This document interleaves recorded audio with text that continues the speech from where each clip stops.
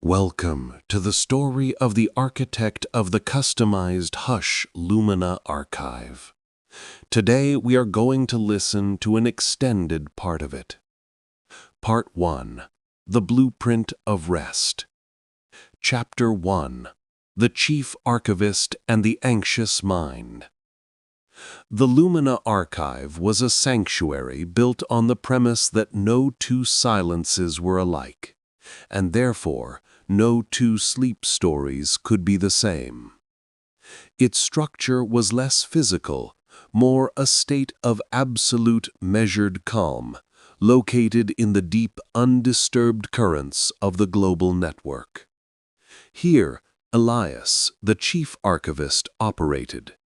His quarters were a minimalist study of comfort: cool, untreated wood, low-frequency ambient lighting that shifted imperceptibly from deep indigo to muted lavender, and the constant soft sound of water moving over smooth stones, engineered to mask the external world's frantic hum.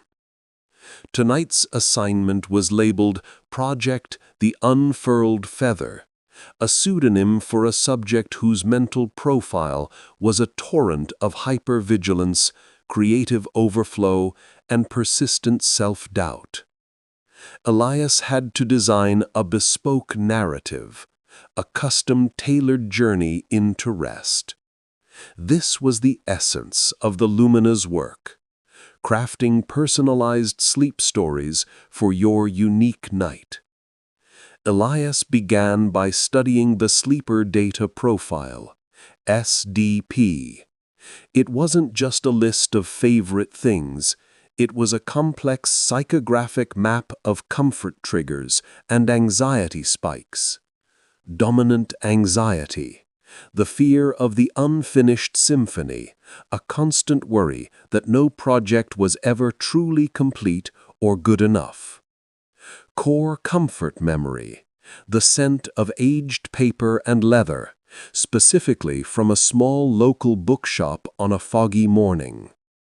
Relaxation pace requirement, a narrative cadence that was slower than a normal heart rate, but not so slow as to feel static, a gentle rhythmic pull.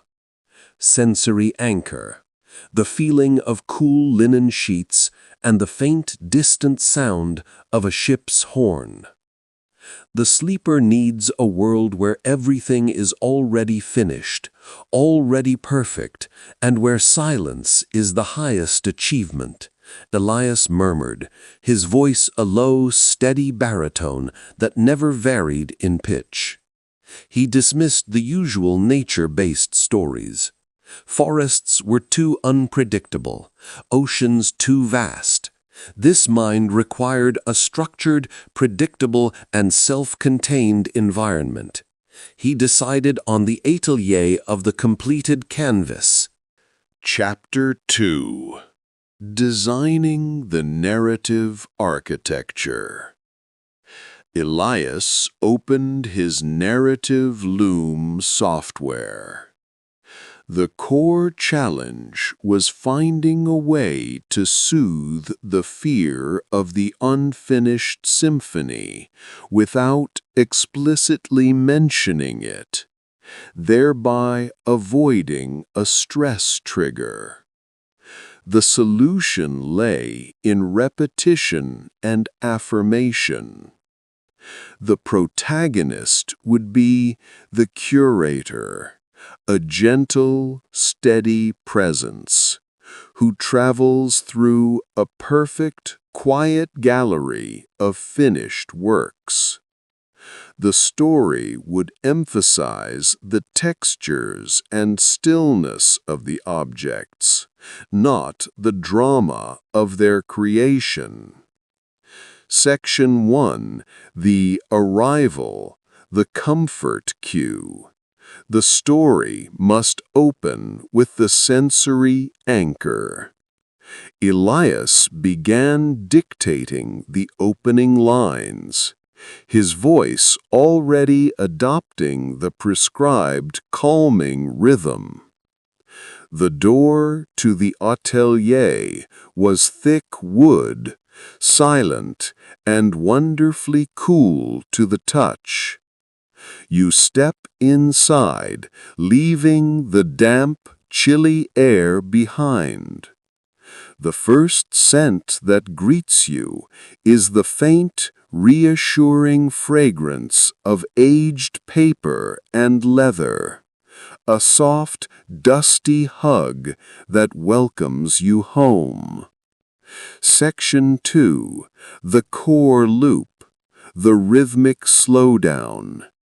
This would be the main body of the story, designed to slow the sleeper's internal clock.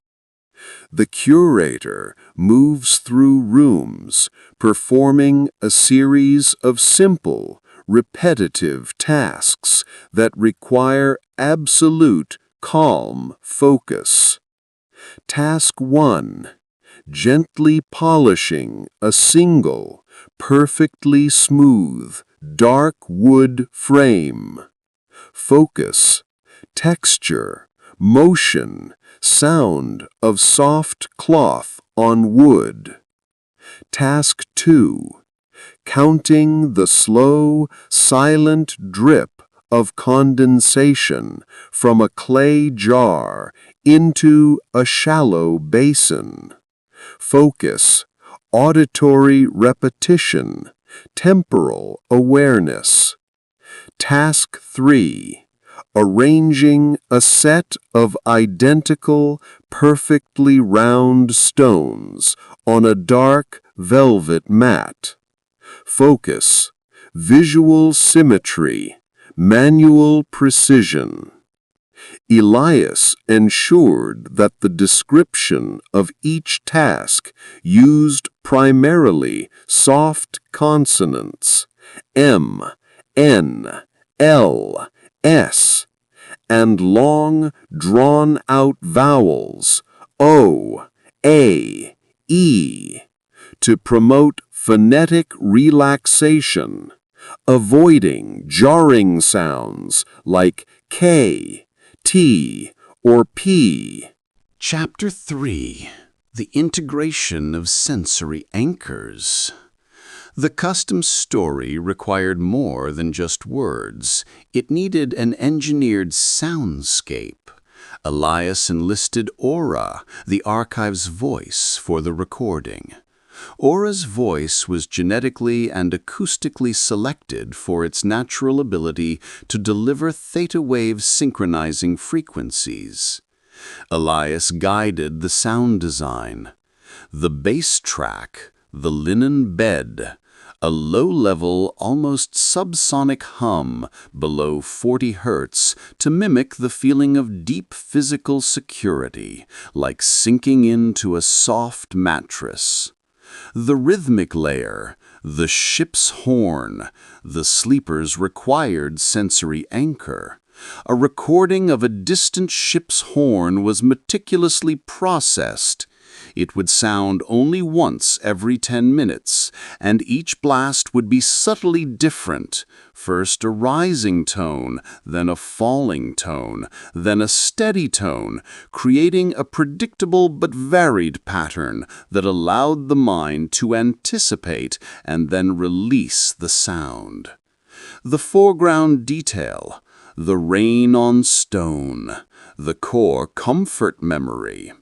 A sound loop of soft rain on cobblestone was played at a very low volume, placed acoustically behind Aura's voice, so the listener's ear had to gently strain to catch it, a meditative exercise in itself. Aura began to narrate the section on polishing the frame, her voice a warm, steady river. Feel the cloth, soft against your fingertips. The wood is cool, smooth, complete. You move in slow, perfect circles. The sound of the fabric on the finish is a tiny, steady susurration, a whisper of purpose. The work is finished. It needs only to be appreciated. The circles grow slower, slower. Elias observed the visualization of the sleeper's brain activity projected onto the wall. The anxious, jagged lines of their wakefulness began almost imperceptibly to soften, anticipating the rhythm. The custom story was beginning its work. Chapter 4. The Epilogue of Acceptance. The final phase of the personalized story had to address the sleeper's dominant anxiety, the fear of the unfinished symphony. It could not be a dramatic conclusion, but a gentle intellectual resolution. Elias structured the epilogue as a final room in the Atelier, known as the Gallery of True Completion. The curator protagonist stands before a large blank canvas. The sleeper is expected to feel the usual urge to do something to it, to fill the void. But the story's affirmation gently counters this. You stand before the final canvas. It is utterly blank, perfect, a field of pure possibility. Yet the curator smiles, a deep, gentle peace settling over the room. The curator knows the profound truth of this place. The highest form of art is not in the work that is done, but in the work that is finally, willingly left undone. The beauty of this canvas is its silence, its potential, its complete acceptance of its own stillness. The sleeper is guided to understand that the best work for the night is rest itself. The last sentences of the custom narrative focus on the cool linen sheets and the distant horn, tying the experience back to the physical body and the environment where the sleeper actually lay. Elias watched the final data stream.